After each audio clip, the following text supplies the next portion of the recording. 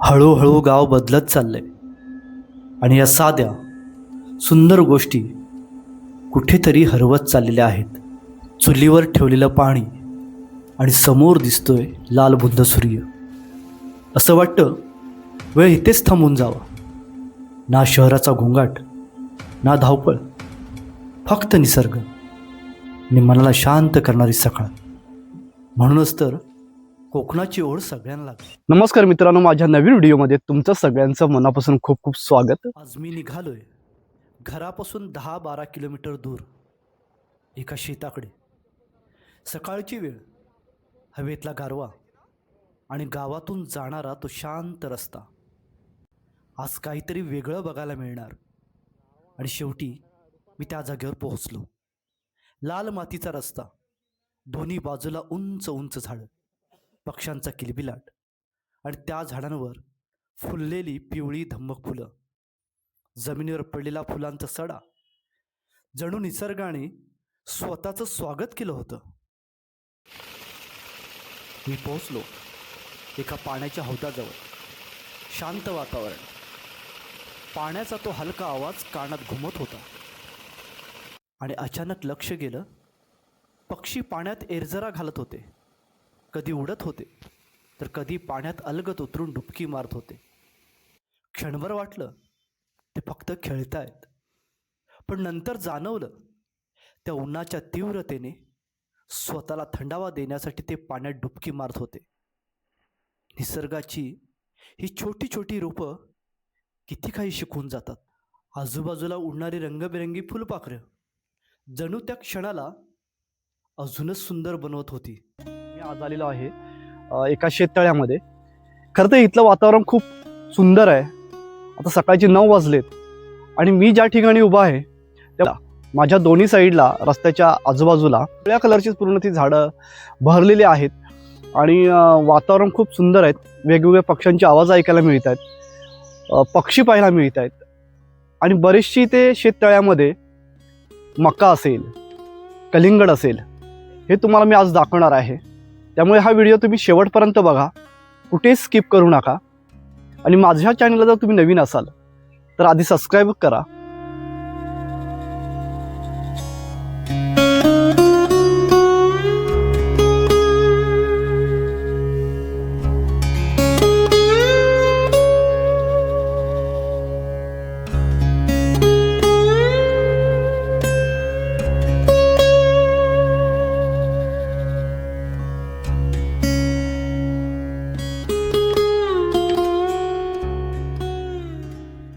साधारण 10-10:30 वाजले होते. शेतात काही बायका चवळीच्या शेंगा काढताना दिसल्या.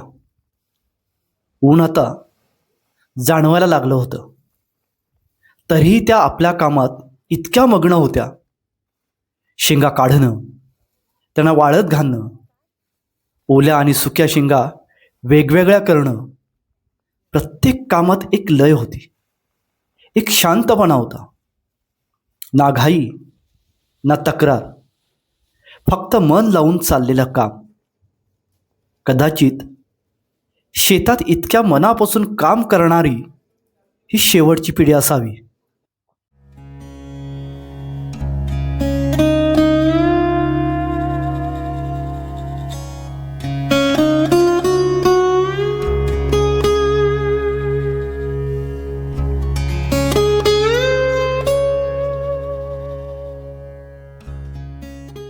माझी नजर अचानक गेली कलिंगडाच्या शेताकडे. जवळ गेल्यावर लक्षात आलं, ही कलिंगडं आता अंतिम टप्प्यात होती. मोठी, गोल आणि पिकलेली, जणू कधीही तोडणीसाठी तयार. वजनाला जड, दिसायला आकर्षक आणि चवीला सुद्धा तितकीच गोड. सूर्य, पाणी आणि माती, तिन्हींच्या संगतीत तयार झालेली ही गोडी निसर्गाची एक सुंदर देणगी आहे. जून महिन्यात लावलेली नारळाची झाडं आज छान वाढलेली दिसत होती. हिरवीगार, ताजी आणि जिवंतपणा दाखवणारी. या छोट्या रोपट्या जपण्यासाठी खूप काळजी घेतली गेली होती. 4 बाजूनी काट्या आणि वरती लावलेलं ग्रीन नेट, ज्यामुळे त्यांना सावली मिळत होती.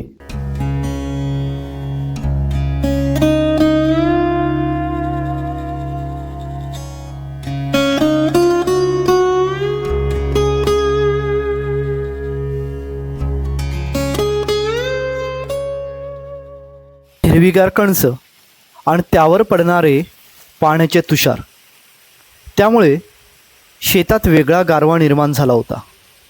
त्या पाण्याच्या तुषारामध्ये चालताना मन अगदी ताजं झालं. माझ्यासाठी हे सगळं एकाच ठिकाणी अनुभवणं खरंच नवीन आणि माझ्यासाठी खास होतं.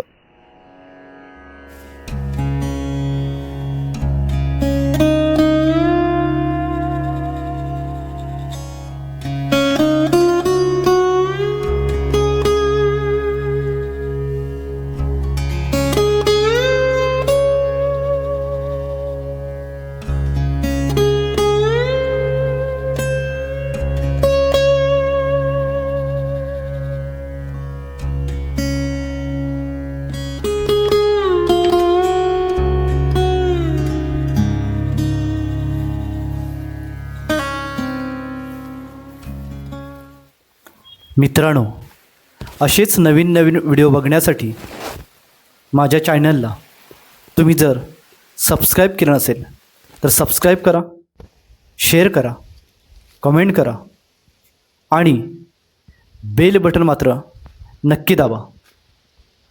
हा व्हिडिओ इथेच संपवतो आहे. धन्यवाद.